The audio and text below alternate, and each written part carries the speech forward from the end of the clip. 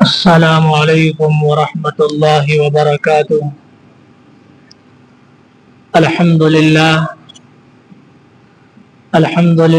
وکفى وسلام علی عباده الذین اصطفى اما بعد۔ قال اللہ عز وجل: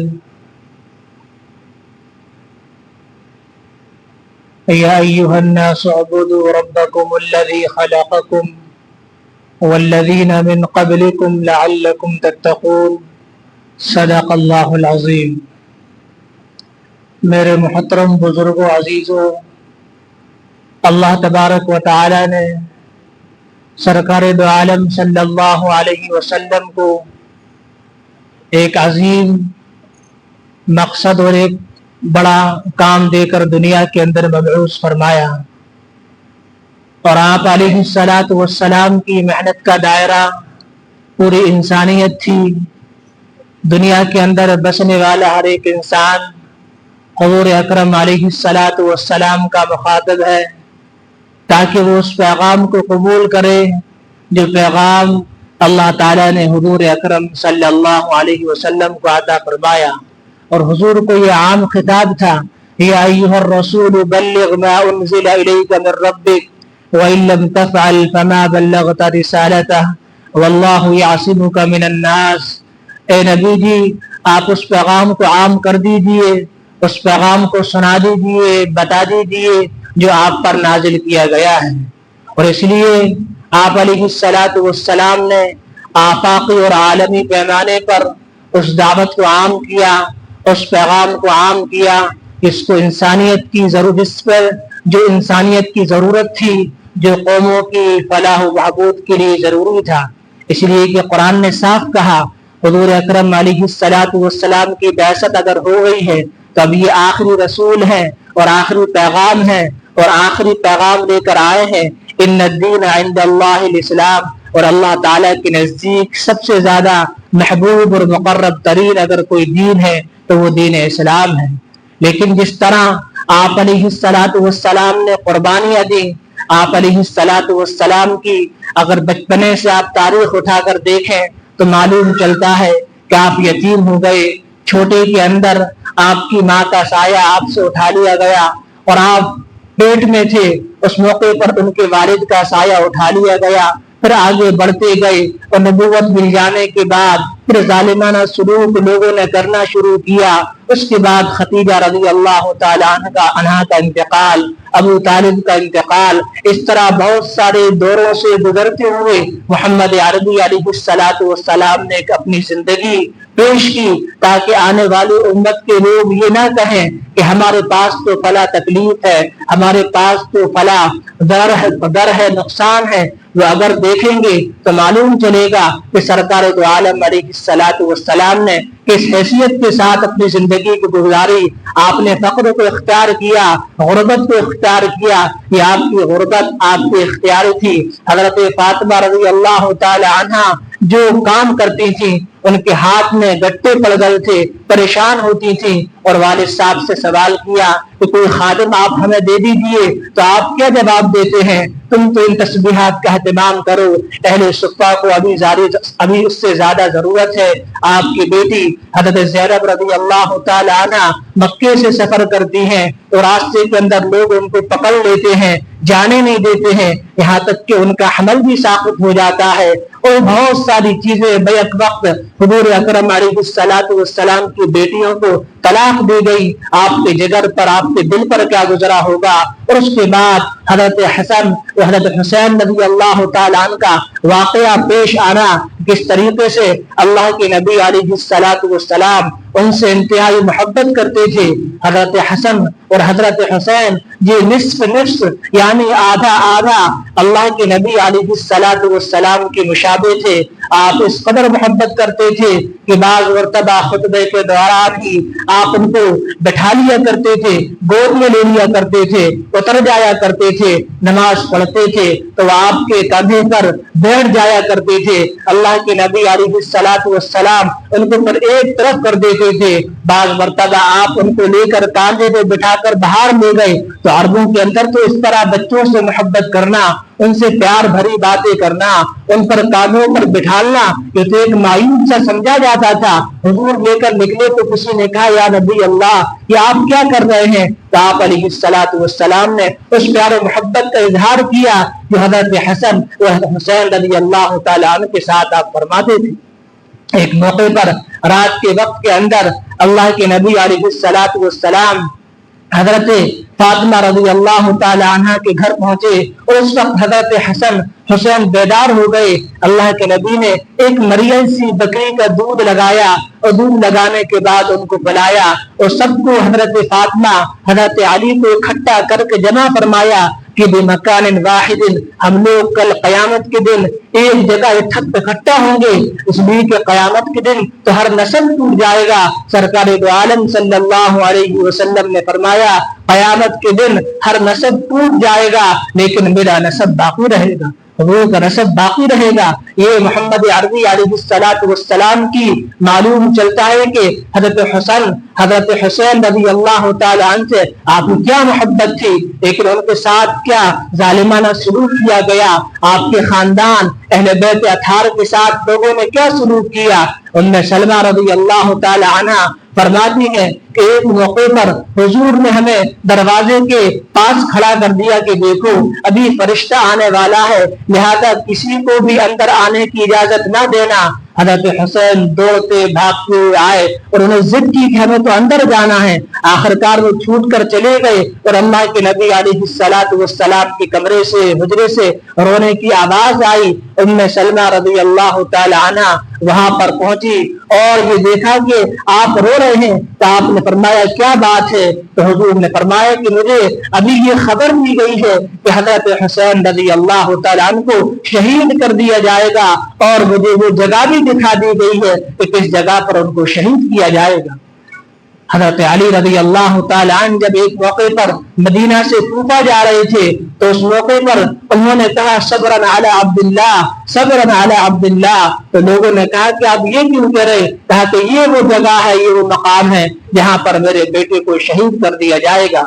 हजरत हुसैन रज़ी अल्लाह तआला अन्हु को पहले तो जहर भी दिया गया और मालूम चला तो लोगों ने कहा कि आप हमें बता दें, हम उसका काम तमाम कर दें। लेकिन आपने फरमाया कि नहीं, अगर वही इंसान होगा तो कयामत के दिन में निपट लूंगा, अगर वो गलत इंसान निकला तो फिर दूसरा हलाक हो जाएगा, लिहाजा मैं इस चीज को पसंद नहीं करता।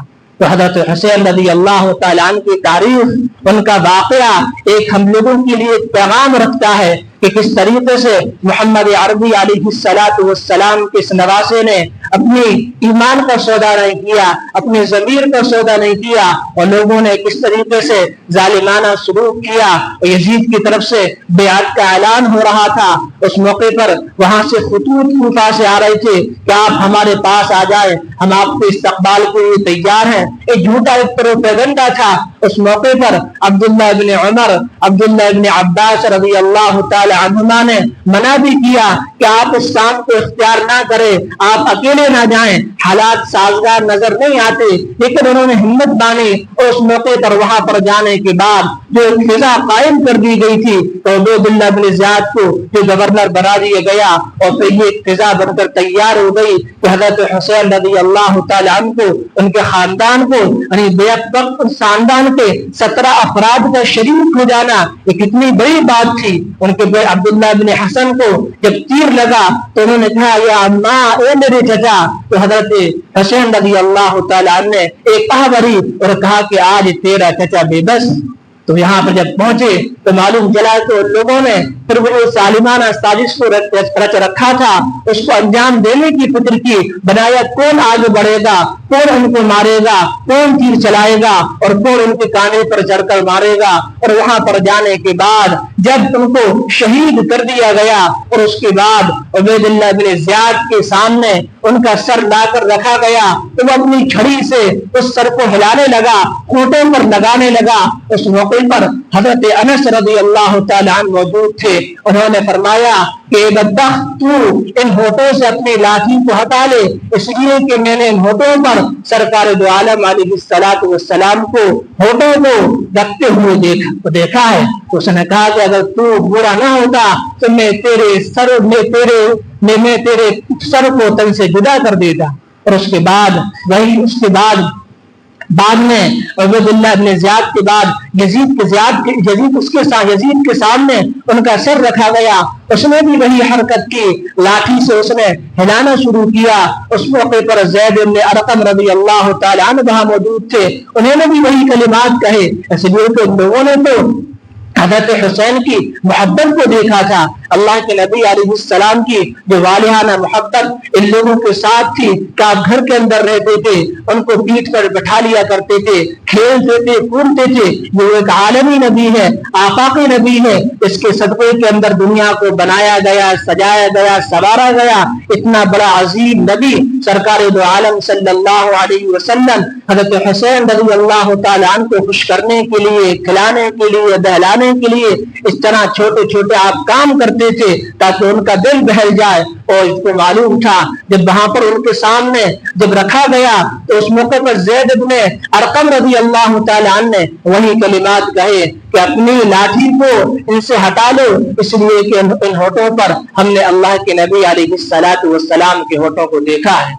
تو یہ ایک بڑی تاریخ ہے، اس لیے اس تاریخی واقعے کو سمجھنے کی ضرورت ہے کہ ہمیں اس واقعے سے ایک سبق لینے کی ضرورت ہے۔ اس لیے کہ ایسا نہ ہو کہ اس تاریخ کے اندر، ہمارے معاشرے کے اندر، ہمارے سماج و سوسائٹی کے اندر بہت ساری چیزیں ایسے عام ہوتی چلی جائیں جن کا کوئی دین سے تعلق نہ ہو، مذہب سے تعلق نہ ہو، اور وہ دین کے اندر رائج ہوتی چلی جائیں، لوگ یہ سمجھیں یہ بھی دین کا حصہ ہے، یہ بھی ثواب کا حصہ ہے۔ تو جو لوگ ان چیزوں کے اندر شریک ہو ان کو محبت کے ساتھ، پیار کے ساتھ، اخلاص کے ساتھ، باقی کی نزاکت کو سمجھتے ہوئے اس نیت کے ساتھ کہ یہ لوگ اس طرح کی چیزوں سے کرنے سے باز آ جائیں، دین کا حصہ نہ سمجھے۔ اس لیے کہ ہمارے اوپر یہ ذمہ داری ہے کہ ہم اسی چیز کو کریں جتنی اللہ کے نبی علیہ الصلوۃ والسلام سے ثابت ہے۔ مفتی شفیع صاحب رحمۃ اللہ علیہ فرمایا کرتے تھے تو سنت وہی ہے کہ اللہ کے نبی علیہ الصلوۃ والسلام سے جو چیز جتنی اور جس حد تک ثابت ہو ہمیں اس حد تک کرنا چاہیے، اور پھر دین کے اندر اضافہ کر لینا اور اس کو ثواب کا کام سمجھ لینا، پھر تو یہ دین کے اندر ایک طرح کا اضافہ ہے، اور پھر دین کے اندر اس طرح کے اضافے کو قابل قبول نہیں کیا جاتا۔ اس لیے اس کے اندر ہمیں سمجھنے کی ضرورت ہے۔ بعض مرتبہ یہ برے بزرگ اس طرح بھی کہتے ہیں کہ محرم الحرام کے اندر شادی نہیں کی جائے گی، فلاں تقریب کا انجام نہیں دیا جائے گا۔ حضرت علی اور حضرت فاطمہ رضی اللہ تعالی عنہ کی بھی شادی محرم الحرام کے مہینے کے اندر ہوئی، اور سرکار دو عالم صلی اللہ علیہ وسلم کی شادی حضرت صفیہ رضی اللہ تعالی عنہ سے محرم الحرام کے مہینے کے اندر ہوئی ہے۔ لہذا اس مہینے کی ایک بڑی فضیلت ہے، اور یہ فضیلت تو بڑی پہلے سے شمار آ رہی تھی۔ یہ تو حضرت حسین رضی اللہ تعالیٰ عنہ کا کمال ہے، ان کی یہ فضیلت ہے کہ اللہ تعالیٰ نے اس مہینے کے اندر ان کو شہادت کے جام سے سرفراز فرمایا۔ اللہ کے نبی علیہ الصلوۃ والسلام مدینہ منورہ پہنچے تو وہ لوگ 10 محرم الحرام کا روزہ رکھا کرتے تھے، تو آپ علیہ الصلوۃ والسلام نے پوچھا کہ تم کس وجہ سے رکھتے ہو؟ تو ان لوگوں نے کہا کہ ہم لوگوں کو، یہودیوں کو، موسیٰ علیہ الصلوۃ والسلام کو یعنی بنی اسرائیل کو فرعون کے لشکر، فرعون کے ظالمانہ سلوک سے، فرعون کی لشکر سے ہم لوگوں کو آزادی ملی تھی، اس وجہ سے ہم لوگ 10 محرم کا روزہ رکھتے ہیں۔ آپ علیہ السلام نے فرمایا کہ ہم تو زیادہ مستحق ہیں کہ موسیٰ علیہ السلام کی تعلیم کی پیروی کریں، ہم تو ان سے زیادہ قریب ہیں۔ لہذا آپ نے صحابہ کو حکم دیا کہ دیکھو 10 محرم کا عاشورہ کا روزہ رکھو، اور آپ نے فرمایا کہ مجھے امید ہے کہ اس کے اندر اللہ تبارک و تعالی ایک سال کے گناہوں کو معاف کر دے گا اور اس کے اندر خیر و برکت ہوگی۔ تو 1 سال کے گناہوں پر معافی اس کے اندر وعدہ ہے۔ اور آپ علیہ السلام نے یہ بھی فرمایا کہ آئندہ سال اگر میں زندہ رہا تو 1 دن اور ملا لینا، میں 2 روزے رکھوں گا۔ اس لیے آپ نے کہا کہ 10 محرم کے ساتھ یا تو 9 کا اور 10 کا روزہ رکھنا، یا 10 یا 11 کا روزہ رکھنا، تاکہ دونوں کو شامل کر لینا، تاکہ ان یہودیوں سے مشابہت بھی ختم ہو جائے گی اور ہمارے اندر اور ہمارے لیے 2 سال کے گناہوں کی معافی کا ہمیں وعدہ بھی مل جائے گا۔ اور روایت کے اندر یہ بھی ملتا ہے اور متعدد محدثین نے اس کو بیان بھی کیا ہے کہ اس ماہ کے اندر اپنے گھر والوں پر 10 محرم کو وسعت کے اندر رزق کے اندر وسعت بھی پیدا کرو۔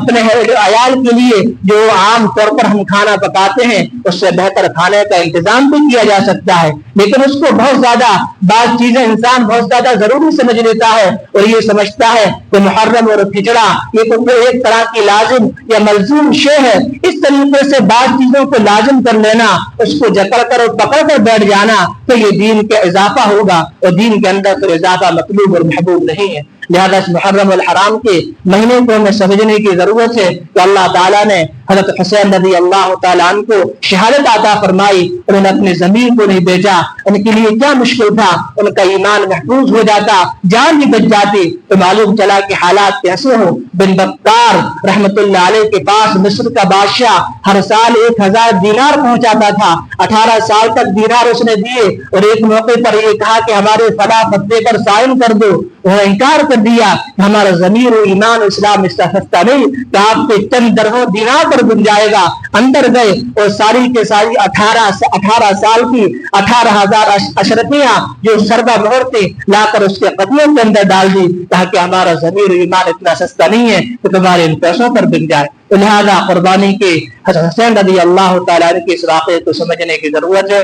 اللہ تبارک و تعالیٰ مجھے بھی آپ سب کو عمل کی توفیق عطا فرمائے۔ وما علینا الا البلاغ، سنت ادا کرنا۔